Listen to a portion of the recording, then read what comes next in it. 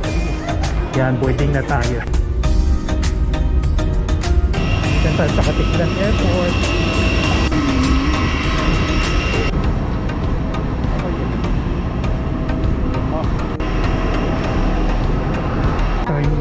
May first time in Katiklan Airport. Yan, nandito na tayo sa Katiklan Airport. Sakay tayong tricycle. Paspunta na Katiklan Jetport. So yan, nasa Jetport na tayo.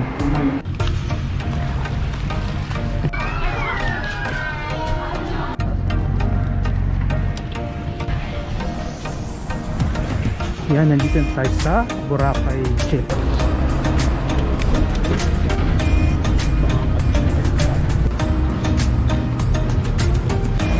Tayo